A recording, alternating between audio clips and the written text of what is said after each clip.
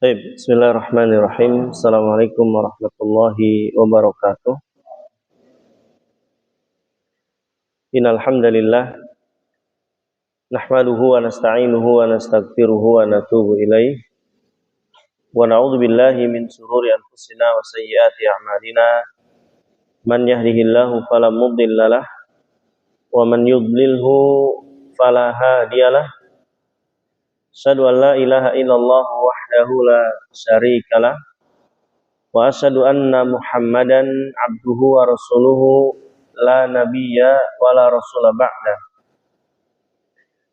Qala Allah ta'ala fi kitabihil karim, ya ayyuhalladzina amanu taqullaha haqqa tuqatihi wa la tamutunna illa wa antum muslimun. Wa qala ta'ala, ya ayyuhan nasu taqu rabbakumul ladzi khalaqakum min nafsin wahidah khalaqa minha zawjaha wa batha minhuma rijalan katsiran wa nisaa'a wattaqullaha alladzi tasaaluna bihi wal arham innallaha kana 'alaikum raqiba. Amma ba'd, fa inna asdaqal hadithi kitabullah wa khairal hadyi hadyu Muhammadin sallallahu alaihi wasallam wa syarrul umuri muhdatsatuha fa inna kulla muhdatsatin fid dini bid'ah wa kulla bid'atin dhalalah wa kulla dhalalatin finnari amma ba'd. Ikhwani fillah azakumullah wa iyyakum jami'an.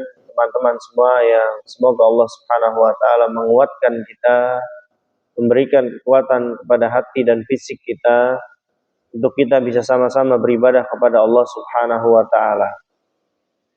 Ada beberapa muqaddimah pendahuluan yang perlu kita sampaikan ikhwana azakumullah. Yang pertama, kita bersyukur kepada Allah Subhanahu wa taala atas segala kenikmatan yang Allah anugerahkan sampai dengan hari ini, sampai dengan malam ini kepada kita semua.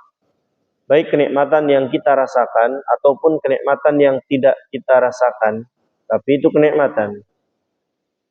Atau kenikmatan yang kita minta maupun kenikmatan yang tidak kita minta, akan tetapi Allah berikan. Allah Subhanahu wa taala pastikan bahwa seluruh kenikmatan yang ada pada kita, mau kita rasakan atau tidak, kita minta atau tidak, Allah katakan wa ma bikum min ni'matin faminallah. Dan nikmat apa saja yang ada pada kalian, kata Allah Subhanahu wa taala, seluruhnya dariku, kata Allah.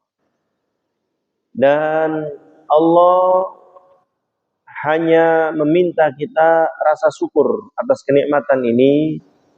Kenikmatan waktu luang, kenikmatan kesehatan, kenikmatan kita masih berada di atas agama Islam, dan yang semisalnya. Jika tidak kita syukur, maka Allah mengancam dalam surat Ibrahim. Allah katakan, la in syakartum la azidannakum wa la in kafartum inna adabi lasyadid, kata Allah. Jika kalian mensyukuri nikmat-nikmat yang aku berikan, kata Allah, la azidannakum, aku akan tambah. Janji, kata Allah. Allah akan janji, dan inna wa'dallahi haq, janji Allah pasti benar, terpenuhi. Tapi kata Allah, jika tidak bersyukur, ya sebaliknya, menggunakan kenikmatan-kenikmatan yang ada justru untuk memaksiati Allah. Kata Allah, ada manusia-manusia, bahkan Allah katakan, wa taj'aluna rizqakum annakum tukadzibun. Kalian menjadikan rizki yang sudah aku berikan, kata Allah, tukadzibun, untuk mendustakanku. Apa maksud mendustakan? Ya, dikasih harta, justru hartanya dipakai maksiat. Kasih mata untuk bisa melihat, matanya dipakai untuk maksiat. Kasih telinga untuk mendengar, pendengarannya dipakai untuk maksiat, mendengarkan ghibah, mendengarkan ucapan-ucapan yang jorok dan semisalnya. Maka ini hakikatnya orang ini kufur nikmat terhadap nikmat Allah. Maka jangan kaget kapan hari, kapan waktu Allah Subhanahu wa taala menarik kembali apa yang menjadi miliknya. Maka hati-hati di sini, ikhwan azakumullah. terus bersyukur kepada Allah Subhanahu wa taala atas segala kenikmatan yang Allah anugerahkan kepada kita.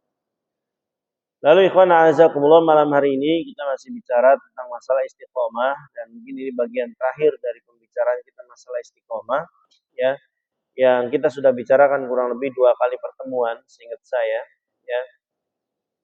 Dari mulai keutamaan istiqomah yang wajib kita berikan ya, atau kita persembahkan untuk Allah Subhanahu wa taala, dan sudah kita katakan bahwa istiqomah itu mudah ya.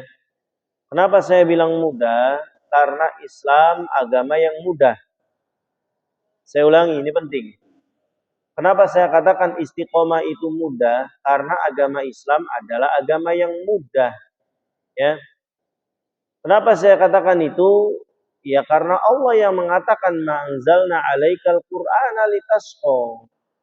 Kami tidak menurunkan Al-Qur'an untuk membuat manusia jadi susah. Dalam surat Toha ayat 2 kita udah bahas, kata Allah, ma'anzalna 'alaikal qur'ana litasqa. Kami tidak turunkan Al-Qur'an ini untuk manusia jadi susah. Apa kebalikannya? Kami turunkan Al-Qur'an mudah. Bahkan dalam surat Al-Qamar Allah ulang, walaqad yassarnal qur'ana lidzikri fahal mim mudzakir. Sungguh kata Allah, kami telah mudahkan Al-Qur'an untuk dibaca. Ya, anak-anak TK ya, bahasa Arabnya nggak bisa. Tapi giliran baca Quran bisa. Al-Fatihah, Qul huwallahu ahad, Qul a'udzu birabbin nas, Al-Falaq.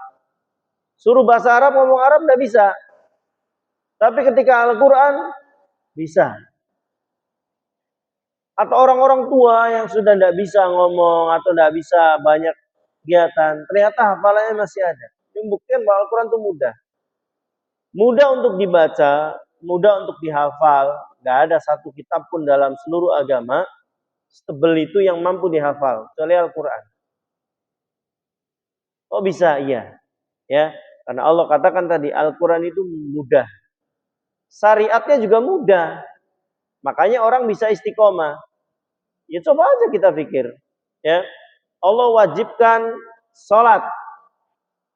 Wajib sholat, tidak boleh ditinggal sampai mati apapun kondisinya, selama masih sadar wajib sholat. Tapi kan ada kemudahan. Yang nggak bisa berdiri boleh dengan duduk, asal tetap istiqomah sholat.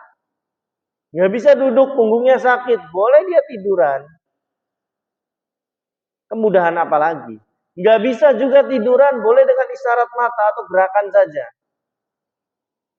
Ini menunjukkan bahwa agama Islam mudah. Sekarang kita masuk bulan Ramadan, wajib puasa. Ya, Allah sudah wajibkan, kutiba alaikumussyam, wa kutiba alal ladzina min qablikum la'allakum puasa berat. Tapi Allah kasih kemudahan. Yang sakit, yang safar, yang hamil, yang menyusui, yang haid, yang tua renta, boleh nggak puasa. Kemudahan ini namanya. Nggak dipaksa, pokoknya apapun, mau lagi apapun, kondisi apapun, wajib, nggak ada. Jadi jangan katakan istiqomah ini susah. Yang susah itu ketika kita memperberat diri sendiri. Boleh sholat duduk, tetap paksa berdiri. Itu namanya memaksakan diri. Islam nggak ngajarkan seperti itu. Anda boleh duduk kok sama Allah. Kenapa harus berdiri? Kecuali Anda mampu. Anda boleh kok nggak puasa di bulan Ramadan, tinggal bayar qada atau fidyah. Kan tadi. Makanya tadi saya katakan di awal, Islam ini mudah sehingga orang bisa istiqomah. Ini pondasi pertama. Makanya saya katakan dulu, ya pada pertemuan sebelumnya, kalau sebuah amalan, mau perbuatan, mau ucapan, kalau itu menyusahkan, bisa kita pastikan ini bukan Islam. Bukan dari Islam. Bisa jadi dibikin-bikin oleh manusia, dikatakan ibadat yang semisal. Apa aja. Karena Islam landasannya pasti mudah. Apa aja. Rukun Islamnya aja semuanya bisa dimudahkan oleh Allah. Salat, silahkan berdiri, nggak bisa duduk, berbaring, isyarat. Puasa, silahkan qada atau fidyah bagi yang uzur syar'i. sakit, safar, semisalnya tua, ya, dan yang semisalnya. Lalu ada zakat. Ya silahkan bagi yang mampu. Yang nggak mampu nggak wajib. Ya. Oh zakat fitrah kan wajib, Ustaz, tetap mau mampu mau enggak? Ya. Ya. Ya tapi kan setahun sekali mengeluarkan kurang lebih 2,9 sampai 3 kilo lah. Ya anggaplah 100.000 setahun. Berarti sehari ngumpulkan berapa? Kalau 365 hari. Ya maksudnya ya kecil banget. Kalau 1.000 sehari aja udah 300.000. Kalau 1.000 sehari, ya. Kalau 500 sehari juga setengahnya. Artinya insya Allah mudah, ya. Kalaupun benar-benar nggak bisa, ya dia nggak wajib zakat. Justru dia yang dikasih zakat. Mustahik dia, bukan muzak. Itu Islam mudah. Haji Ustaz berat. Uangnya banyak, tenaganya besar. Kan bagi yang mampu. Allah katakan manis tato ilaihi sabila. Anda punya duit, tenaganya tidak mampu. Hilang sudah kewajibannya. Bisa badal nanti. Gantikan orang. Atau tenaga Anda mampu, uangnya tidak ada. Tidak wajib juga. Paham? Ini menunjukkan bahwa agama Islam ini mudah. Ya, jadi orang itu bisa nggak ada alasan. Saya nggak bisa sholat malam. Nah kan Anda bisa sholat sebelum tidur 1 rakaat minimal witirnya aja itu sholat malam. Atau Anda bangun malam daripada pipis nganggur ya tidur lagi wudu dikit sholat 1 rakaat selesai asal istiqomah. Islam nggak bilang kok pokoknya harus 11 rakaat semalam nggak ada 1 rakaat aja boleh. Pokoknya sholat duha harus 8 rakaat. Nggak ada. 2 rakaat aja boleh.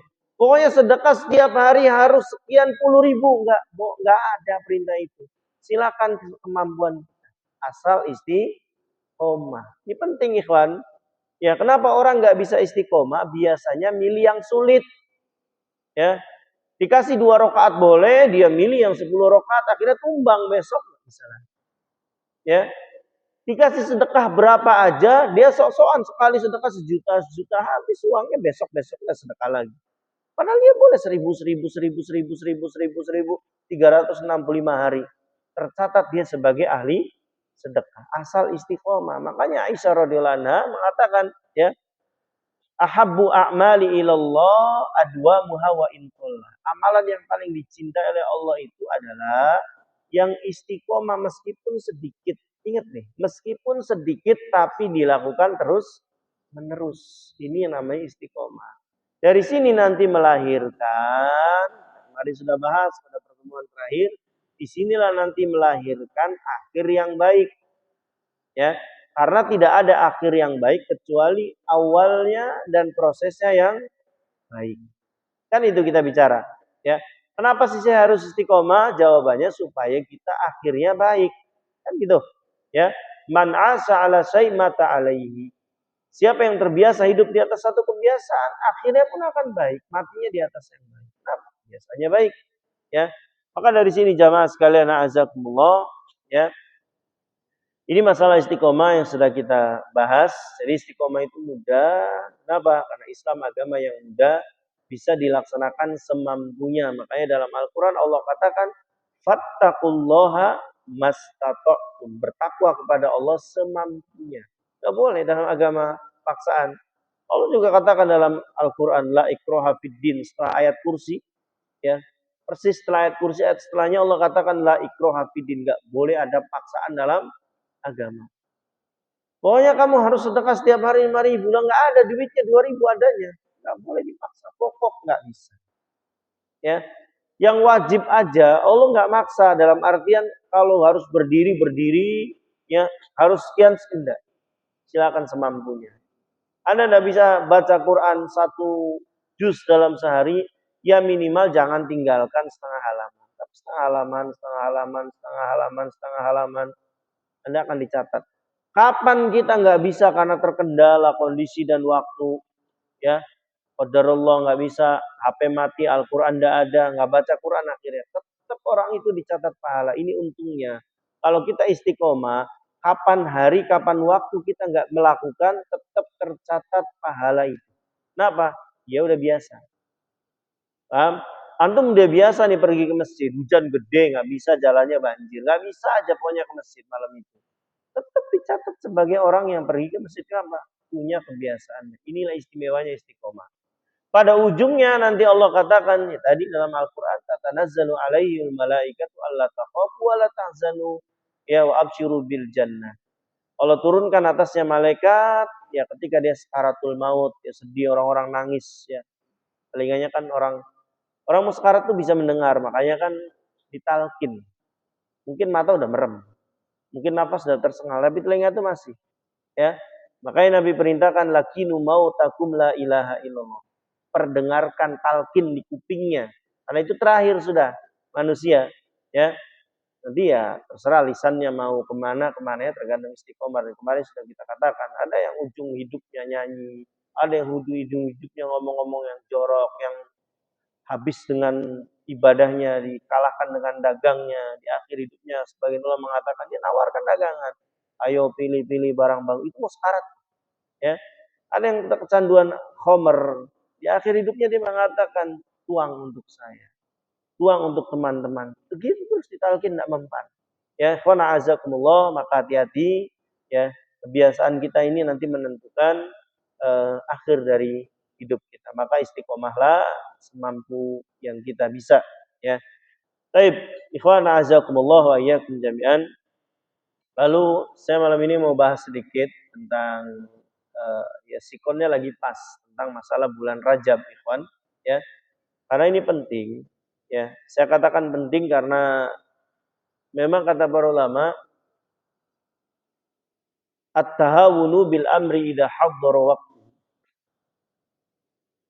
Di antaranya Abu Bakar Az-Zur'i beliau mengatakan bahwa satu bentuk pelecehan, penghinaan adalah ketika sudah tiba waktu kewajiban itu datang, sedangkan kita dalam kondisi belum siap atau tidak siap. Baik, teman-teman, ikhwan a'azakumullah, nanti bisa diulang, ini materi penting. Ya, saya bawakan ini. Tentang persiapan kita memasuki bulan Ramadan khususnya.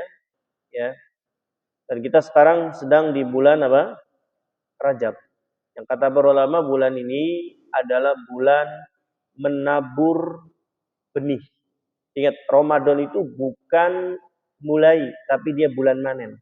Bulan ini kata para ulama, bulan di mana manusia menabur benih. Diibaratkan oleh ulama. Bulan Sya'ban bulan depan sebelum Ramadan itu bulan nyiram. Ramadannya panen. Ramadan itu bulan panen karena segala sesuatunya dilipat gandakan oleh Allah dan nanti hanya ada di bulan Ramadan kita bisa beramal 24 jam secara legal. Saya ulangi, hanya di bulan Ramadan kita bisa beramal 24 jam secara legal. Kayak hari-hari sekarang nih kita siang hari puasa terus tiap hari nggak ada syariatnya. Tiap hari ini mulai besok, lusa, tiap hari puasa selama sebulan. Nggak ada syariatnya, nggak ada perintahnya. Malah jadi puasa yang haram, puasa dahar namanya. Atau malamnya mulai nanti malam kita ngumpul ibadah isya, sholat tarawih, nggak ada. Sendiri-sendiri laksanakan. Hanya ada di bulan Ramadan kita bisa melaksanakan ibadah siang malam secara sah. Siangnya puasa, malamnya sholat tarawih selama sebulan penuh. Maka ikhwan a'azakumullah, malam ini sedikit kita akan bahas ya. Ini momennya pas, kita masih di bulan Sya'ban. Baik, ikhwan a'azakumullah. Pertama yang kita harus tahu bahwa manusia Allah ciptakan dalam kondisi yang lemah. Ingat nih, ya. Manusia diciptakan dalam kondisi lemah. Allah yang katakan wa khuliqal insanu dha'ifa. Dan kata Allah, saya ciptakan manusia dalam kondisi yang lemah. Ya, lemah fisiknya, lemah niatnya, lemah kemauannya, dan seterusnya. Ya, kalau sudah sadar kita lemah, maka kita butuh kekuatan. Sekarang masalahnya, kekuatan itu asalnya dari mana? Dari mana? Hah? Dari mana? Saya ulangi pertanyaannya. Kalau Allah katakan bahwa manusia itu diciptakan dalam keadaan lemah. Lemah fisiknya, lemah jiwanya, semuanya lemah sudah manusia itu. Bahkan Anda digigit nyamuk yang bawa penyakit aja tumbang. Lemah manusia itu. Ya. Antum ada yang bersin dengan penyakit tertentu Anda bisa nular. Lemah manusia itu. Ya. Dan Allah yang katakan wa khuliqal insanu dha'ifa. Manusia itu diciptakan dalam kondisi lemah. Ya. Lemah, bahkan untuk bangun malam aja nggak bisa. Lemah, ya. Bahkan untuk mengeluarkan uang untuk sedekah aja lemah, takut berkurang, takut besok nggak bisa ini dan itu. Lemah. Lemah keyakinan dan semuanya. Dan tadi pertanyaannya, kita butuh kekuatan. Pertanyaannya adalah dari mana kekuatan itu? Hah? Dari mana kekuatan itu? Asalnya. Ya dari Allah. Kan kita dari kecil belajar ucapan la haula wala quwata illa billah. Apa artinya? Tidak ada daya, upaya, kekuatan apapun kecuali seluruhnya dari Allah dan milik Allah. Kan gitu? Ya kalau semuanya dari Allah dan milik Allah tinggal kita minta. Kan kita bicara bagaimana saya bisa maksimal di bulan Ramadan nanti, maka mulai dari sekarang. Maka ikhwan a'azakumullah, kita lihat Nabi Shallallahu alaihi wasallam ya. Ya kalau dalam sholat kan kita ada qobliyah, ada ba'diyah. Apa sih fungsinya qobliyah ba'diyah itu? Qobliyah fungsinya menyiapkan hati, bentar lagi ada yang wajib. Baik, maka qobliyah dulu. Difokuskan, saya mau ibadah. Ada sholat ba'diyah. Apa fungsi ba'diyah?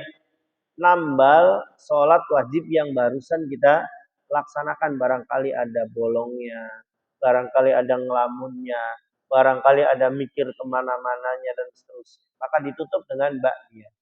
Sama. Ramadan pun perlu ada muqaddimah. Karena bulan Ramadan ini bulan panen. Anda kalau sebelumnya nggak diasah dulu pisaunya, nggak diasah dulu sabitnya, tumpul nanti bulan Ramadan. Maka ikhwan a'azakumullah, Quran mengatakan bulan ini adalah bulan di mana manusia menanam. Sa'bannya nanti bulan depan antum siram. Terus dipupuk dan nanti Ramadannya silahkan panen. Apa maksudnya ikhwan? Ya, tadi harus ada persiapan. Karena bentuk pelecehan terhadap Allah, penghinaan terhadap Allah adalah ketika sudah tiba waktunya dia melaksanakan satu kewajiban, posisi dia belum siap. Contoh, ya. Subuh kita jam berapa sekarang? Anggaplah jam 5 subuhnya. Ya, hari-hari ini anggaplah jam 5. Ya, misalkan.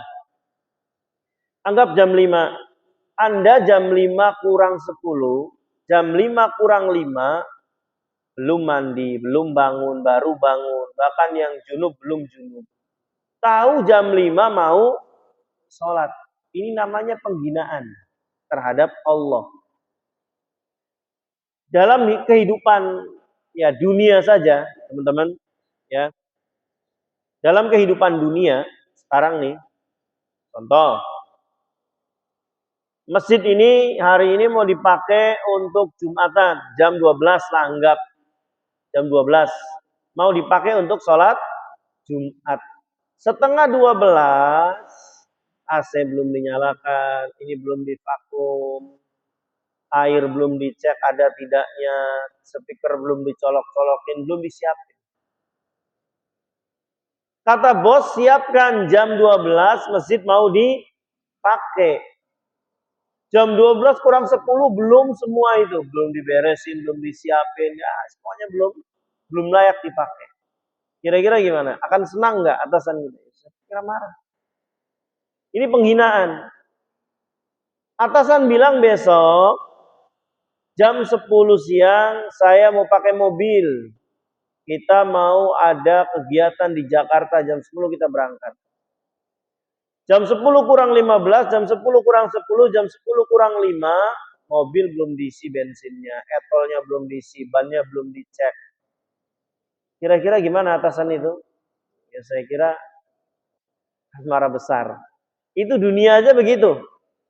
Ini orang penghina, udah tahu mau dipakai, udah tahu ada sesuatu yang mau digunakan, dia tidak siap. Begitupun kita dalam ibadah, ikhwan azakumullah, ya, butuh persiapan dalam ibadah, ya. Karena at-tahawunu fil amri idza haddara waktu. Sebuah penghinaan terhadap Allah, pelecehan terhadap perintah Allah apabila kewajiban sudah tiba sedangkan posisi kita belum siap melaksanakan. Besok Ramadan, atau malam ini nih, besok puasa, malam ini masih nggak ngerti puasa itu apa, jam berapa mulainya, sahurnya jam berapa, apa pembatalnya, apa yang tidak membuat batal, dan semisalnya. Maka mungkin Mas Saiful ini sih sekedar saran aja. Mas Saiful barangkali sekedar saran. Dengan Ustaz Dimas juga barangkali kita masuk, ada sih di Riyadhus Shalihin juga tentang bab puasa, maksudnya didahulukan. Karena posisinya itu kan kurang lebih 40 harian lagi ya kita masuk bulan Ramadan. Berarti kan kurang lebih 5 kali pertemuan lagi. Kalau bahas fikih Ramadan tuh, apa yang membatalkan, mana yang boleh buka puasa, mana nanti yang buka wajib qada, mana yang buka wajibnya fidyah. Ya, itu kan penting maksud saya. Ya, jangan sampai nanti orang sudah tua renta nggak puasa wajib qada. Ya tambah tahun kan dia tambah tua. Ya, maksudnya kondisi-kondisi gitu tuh. Sahurnya Nabi dengan apa, mulainya dengan apa, dan seterusnya. Ini penting, ikhwan azakumullah. Maka tadi kita kembali ke masalah awal. Kalau kita lemah berarti butuh dibantu oleh Allah Subhanahu wa taala. Maka Nabi Shallallahu alaihi wasallam meminta kepada Allah kemudahan dalam ibadah. Di antaranya setelah sholat zikir, ya beliau Shallallahu alaihi wasallam setelah sholat kan zikir. Di antaranya beliau membaca apa? Allahumma a'inni ala dzikrika wa syukrika wa husni ibadatik. Apa artinya? Allahumma a'inni, ya Allah tolong saya, ala dzikrika, untuk senantiasa zikir kepadamu, wa syukrika, bersyukur kepadamu, wa husni ibadatik, dan memperbaiki ibadah. Kenapa Nabi minta ini? Karena beliau sadar beliau hanya makhluk Allah yang namanya manusia, dan manusia pasti lemah. Kalau nggak dibantu Allah nggak bisa.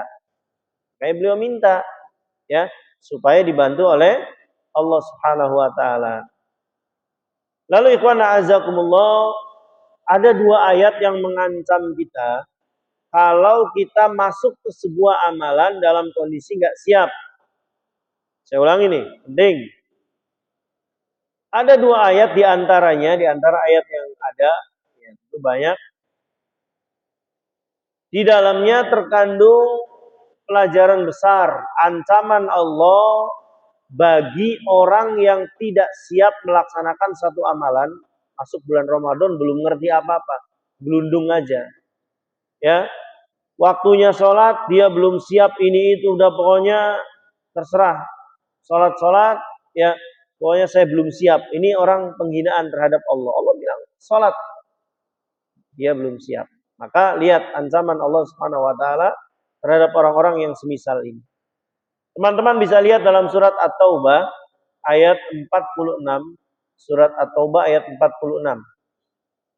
Monggo yang punya Al-Quran Android bisa dilihat.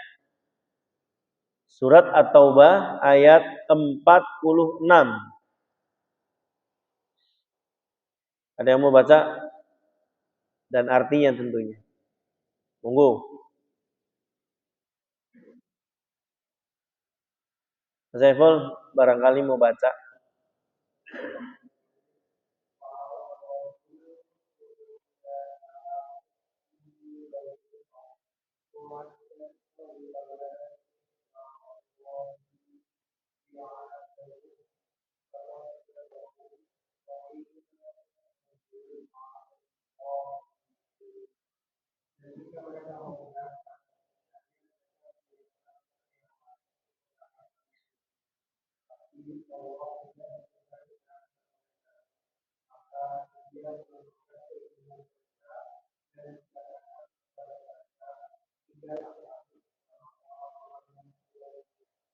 Baik.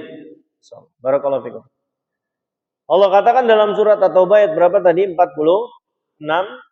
Kata Allah, walau aradul khuruja la adulahu uqdah walakin karihallahum bi'athahum. 1. Fasabbatahum. 2. Wa qila udu ma'al qaidin. 3 ancaman Allah untuk orang-orang yang enggak siap dalam melaksanakan ibadah. Apa saja? Ya. Dia enggak ada kesiapan dalam melaksanakan ibadah, maka lihat kata Allah. Walau aradul khuruj. Ini ayat ini berbicara tentang perang sebetulnya. Ya, sebagai puncaknya Islam, jihad maksudnya. Tapi ayat ini bisa untuk segala amalan dalam Islam. Kalau orang tidak siap, lihat ancaman Allah. Dan jika mereka mau keluar untuk berperang, kata Allah, tentu mereka menyiapkan persiapannya. Harusnya disiapkan. Tahu mau perang. Apa yang perlu disiapkan kalau perang? Apa aja? Hah? Ya pedangnya diasah. Ya tamengnya disiapkan. Ya tapal kudanya diganti supaya nggak jatuh, nggak slip ketika dibawa lari kudanya. Kurang lebih kan gitu. Baju besinya dilumasin supaya geraknya bebas. Lalu berangkat. Ini namanya persiapan. Tapi harusnya kan gitu. Ya. Tapi mereka nggak gitu. Besok perang masih santai-santai, kloyong-kloyong aja. Kata Allah, walakin karihallahum bi'atahum. Allah nggak suka keberangkatan mereka. Mau jihad, tapi Allahnya nggak suka. Kalau Allah nggak suka, dibantu nggak? Kalau Allah nggak suka, dibantu tidak? Ya enggak. Kalau Allah nggak bantu, bisa tidak? Manusia kan lemah. Butuh bantuan Allah. Butuh kekuatan dari Allah. Sedangkan Allahnya nggak bantu, nggak suka. Paham? Maka bisa dipastikan dia akan kalah pada peperangan itu. Nggak siap. Bisa dipastikan bulan Ramadan dia kalau nggak siap akan tumbang. Nggak bisa. Baca Quran sejuz saja mungkin berat, apalagi 30 juz. Ya, yang ada nanti giliran tarawih, ya isi yang nguap, kapan selesai, tersiksa. Yang ada kalau puasa, kapan selesai, waduh berat banget. Ya, pabriknya wis macam-macam. Kok begini? Allah nggak bantu dia. Ya. Lalu yang kedua ancaman Allah, fatabbatahum. Ya. Allah akan lemahkan keinginan mereka.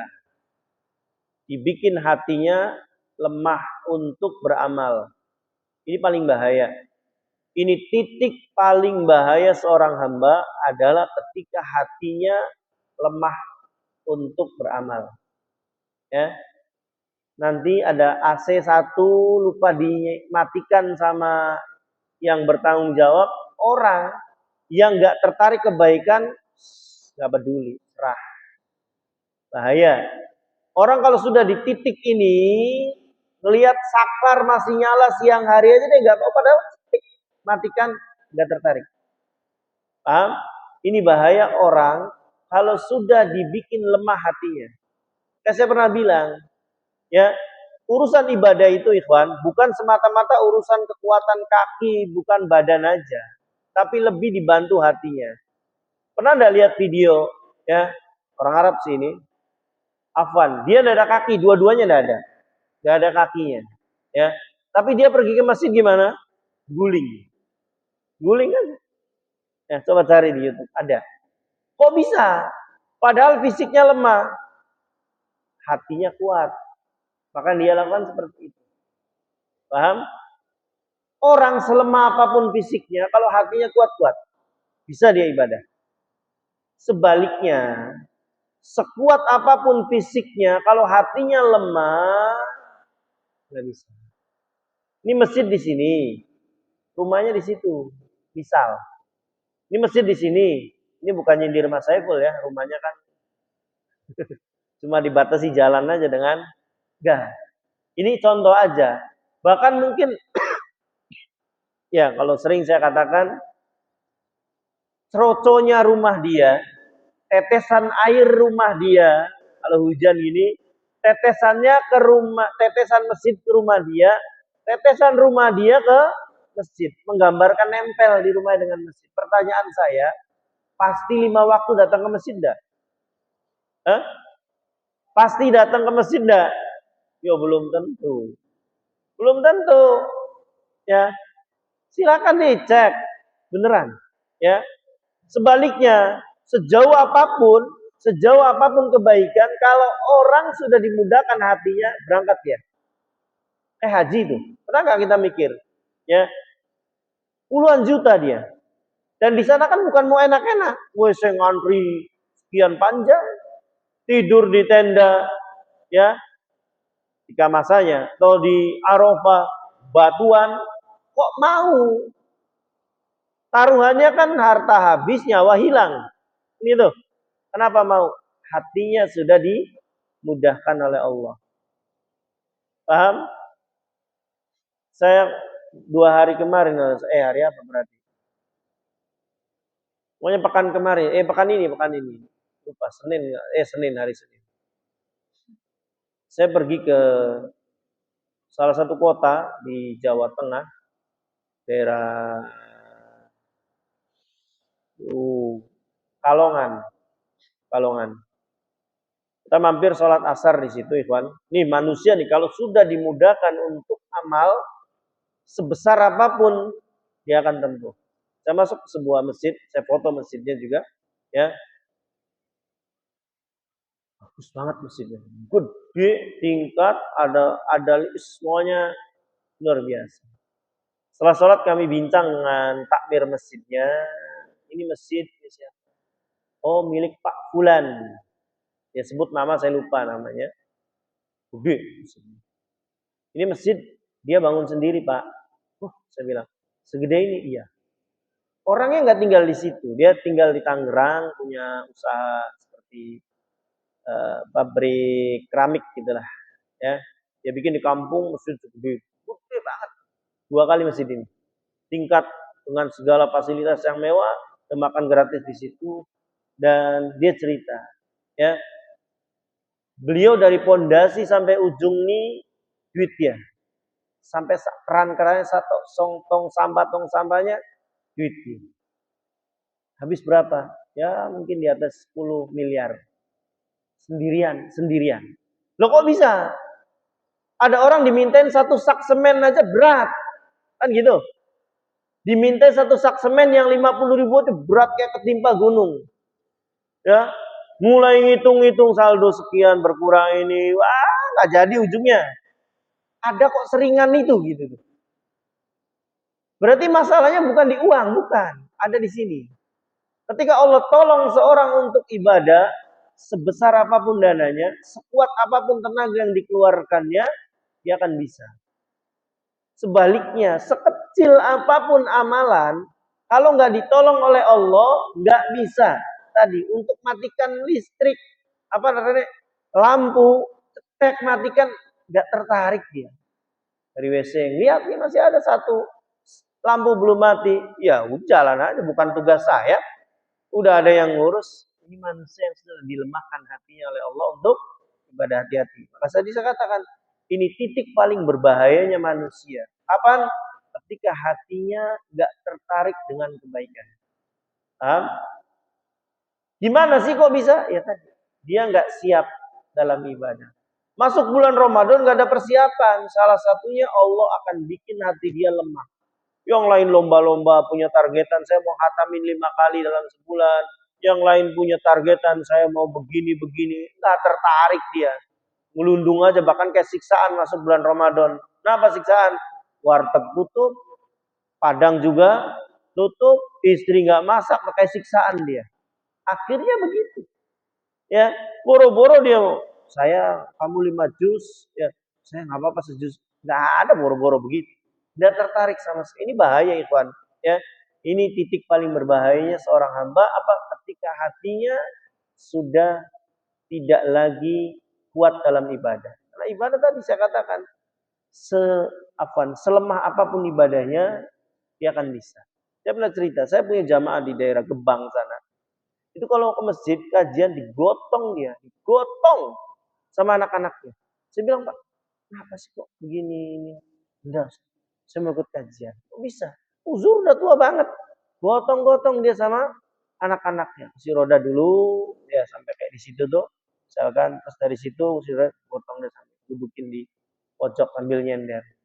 Kok bisa begitu? Tadi hatinya Allah kuatkan, fisiknya kan udah nggak bisa. Ya, jadi kita nasihat ya ini uzurin nggak bisa. Memang hatinya udah kuat dalam ibadah.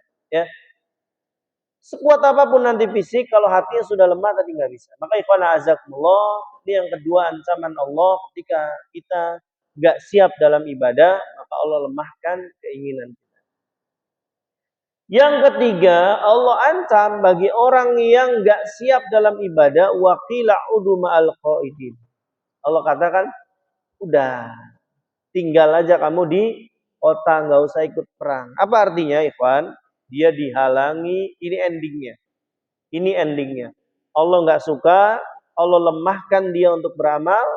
Yang ketiga, Allah tahan dia. Nggak usah ikut ibadah. Ini ending buruknya.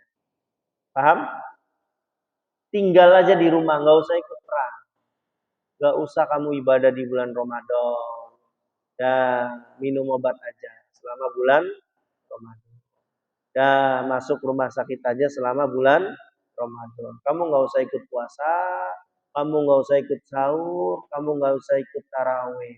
Paham maksudnya? Ini orang dihalangi oleh Allah untuk ibadah. Sama, orang nggak siap perang, Allah bilang di rumah aja. Nggak usah ikut perang. Sama, Anda mau masuk bulan Ramadan, besok mau Ramadan nggak tahu pembatal puasa apa Anda tahu. Ya, apa-apa yang mubah, kebalik jangan-jangan. Ya, nelen ludah yang nggak batal dianggap apa namanya batal, yang aslinya batal, misalkan neteskan cairan ke lubang hidung yang harusnya batal nggak dianggap batal, ini bahaya kayak gini. Ya, maka tadi, ya ini saran aja. Ya, tergantung nanti manajemen seperti apa. Saran saya sebelum Ramadan ini kan berarti kurang lebih ada 4 kali pertemuan lagi lah. Ya, 4 kali pertemuan lagi, barangkali ke fikih Ramadannya. Ya, lebih ke langsung terapan. Nggak usah teori, langsung terapan begini nih. Sahurnya Nabi jam sekian.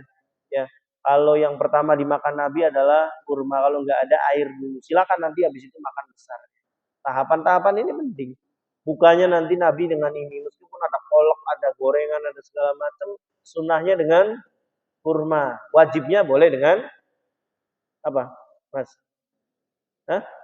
Sunnahnya dengan kurma, wajibnya dengan gorengan.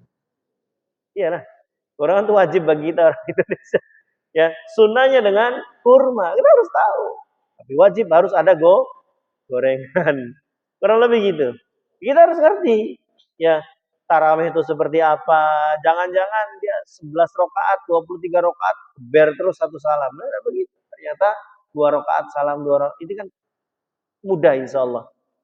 Ya, mungkin nggak selesai. Tapi kan ya nanti biar dikebut lah. Nanti karena bicara dengan Ustaz Dimas, apa yang beliau sampaikan biar nyambung. Ya, misal kita pakai satu kutip kecil tentang sifat puasanya Nabi misalkan. Ya, tentang puasanya Nabi. Udah banyak kok PDF-PDF-nya insya Allah. Nah, ini bagus.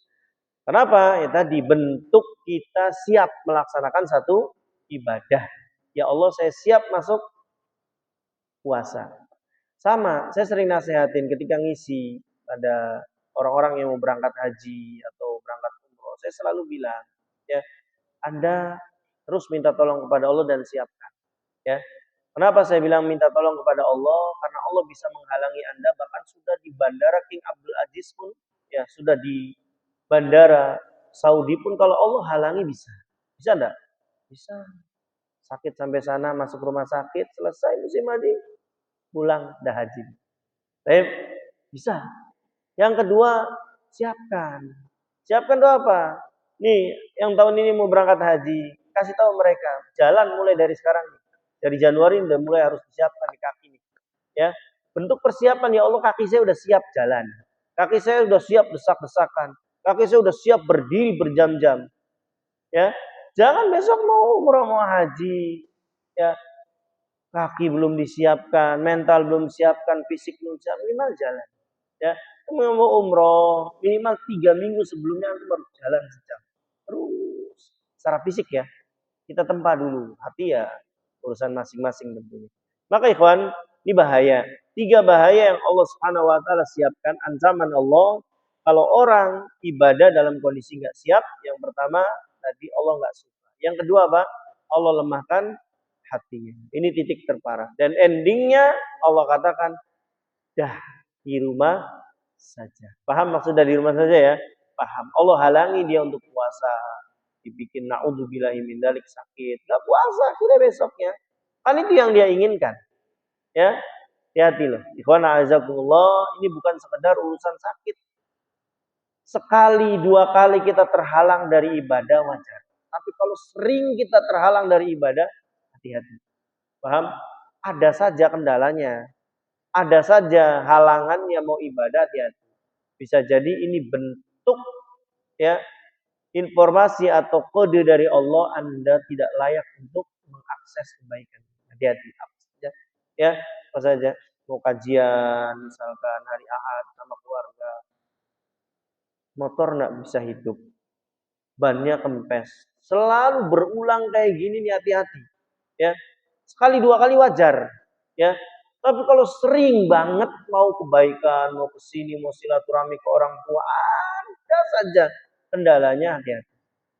Khawatir ini ya bentuk ya tidak dibantunya kita oleh Allah Subhanahu wa taala dalam ibadah. Baik, ayat yang semisal nanti bisa baca sendiri dalam surat At-Taubah lagi. Ya kalau tadi At-Taubah ayat 46, sekarang At-Taubah ayat 83. Itu juga sama ancaman dari Allah ya tentang orang-orang yang dia tidak siap dalam ibadah. Ya di endingnya juga Allah katakan ya innakum raditum bil uqudi awwala marrah faqudu ma'al khalifin. Dah kamu duduk aja enggak usah ikut perang. Sama ya di surat At-Taubah ayat 83 ini semakna dengan surat At-Taubah ayat 46. Hanya beda redaksi dan lafaz saja tentunya. Baik ikhwan a'azakumullah wa iyyakum jami'an. Jadi butuh kita pertolongan Allah dan perlu ada kesiapan untuk kita bisa melakukan kebaikan. Antum, nih saya sarankan, yang mau namatkan 30 juz di bulan Ramadan mulai dari sekarang. Cicil seayat, seayat, seayat. Besok minggu depan 2 ayat, 2 ayat, 2 ayat. Terus 3 ayat, 3 ayat, 3 ayat. Halaman, 2 halaman, 3 halaman. Nanti bulan Ramadan mata kita sudah biasa. Mata kita, punggung kita, ya sudah biasa. Kalau Anda baru mulai di bulan Ramadan hari pertama, iya baca sejuz, besoknya biasanya tumbang. Tumbang, ya matanya pedes, ya punggungnya sakit, ya boyoknya ngecop. Kenapa? Kaget. Langsung digeber sejam 2 jam duduk. Nggak bisa. Mulai dulu dari sekarang. Biasakan duduk 5 menit, besok 10 menit, terus 15 menit. Sampai pada larinya di bulan Ramadan, antum bawa sejam 2 jam duduk. Insya Allah. Coba. Sama. Antum mau tawaf 7 kali, lalu disambut sa'i dan seterusnya. Berat. Kalau antum tidak latihan jalan sebelumnya, berat. Ya, ini ilmu yang mahal, ikhwan a'azakumullah.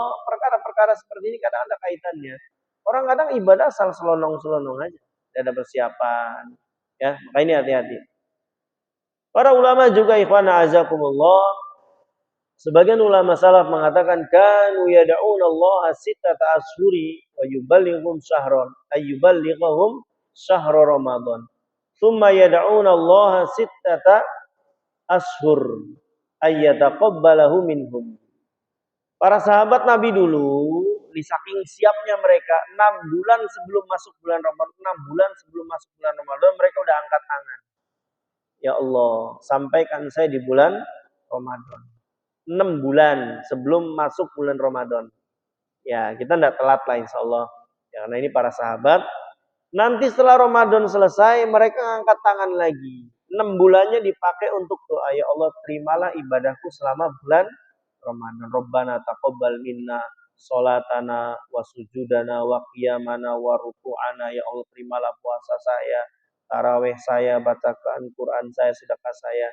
Ini menunjukkan bahwa ikhwan a'azakumullah perhatian mereka terhadap persiapan bulan Ramadan luar biasa. Baik. Nanti apa saja yang perlu kita persiapan, ya ini nanti materi setelahnya, ya tentang fikih-fikih selama bulan Ramadan. Banyak kok ringkasan-ringkasannya.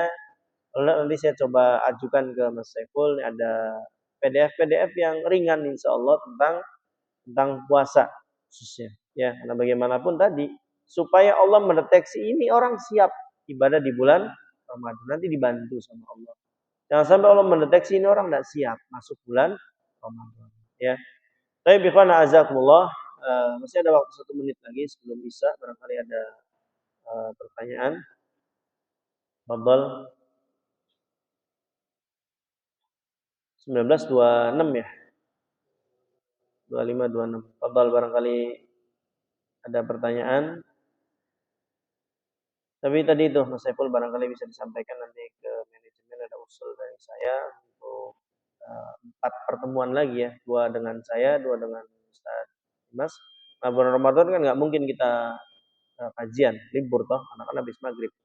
Kita siap buka dan tarawih semisalnya. Jadi ya masih 4 pertemuan lagi lah ya. Semoga bisa bahas terutama yang wajib-wajibnya minimal kita tahu ya, wajib puasa itu apa, syarat sahnya puasa apa, mulainya kapan, berakhirnya kapan ya, dan seterusnya. Baik, kalau tidak ada ya kita akhiri dengan doa kafaratul majelis. Subhanakallahumma wa bihamdika, asyhadu an la ilaha illa anta, astaghfiruka wa atubu ilaik. Assalamualaikum warahmatullahi wabarakatuh.